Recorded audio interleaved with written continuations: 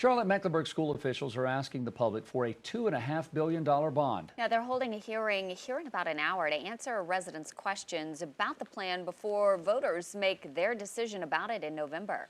Queen City News reporter Savannah Rudisell's live at Harding University High School with a look at what the plan would pay for. Savannah, good morning. Good morning, Jason and Wyatt. This $2.5 billion plan would funnel into about 30 different projects, and they wouldn't all be the same. Some of these are some major repairs, others would just be some renovations. We've got a couple different new builds that would be happening around the county. And they say that, of course, one of their other big issues, too, is trying to remove some of the temporary classrooms, some of those trailers that you see on campuses across the district, then make those into permanent classrooms, have something a little bit more nicer and more attached to the building and to the grounds. Again, all of those just among the 30 different projects. District administrators say that the projects would alleviate some overcrowding, replace aging facilities before they become unsafe, and expand what kind of academic options they can offer. Planning directors say they had to put the most immediate needs first, so some of the projects, they may not be evenly distributed geographically across the county. Ultimately, it'll be up to voters if the school district gets these public funds.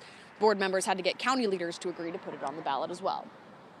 The county commission is going to have to set a number, and once that number is set, then CMS is going to have to decide which projects fit in under that number. Look, we went from 125 projects to 40 projects to 30 projects, so we already knew we had to scale down.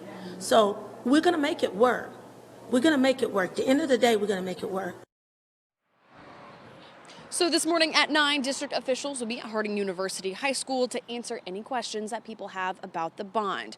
If you've got a question but can't make it here in about an hour, there are some other options. On your screen right now is a telephone number that you can call and an email address for you. These are specifically for any questions, any information anyone else needs about the bond issue.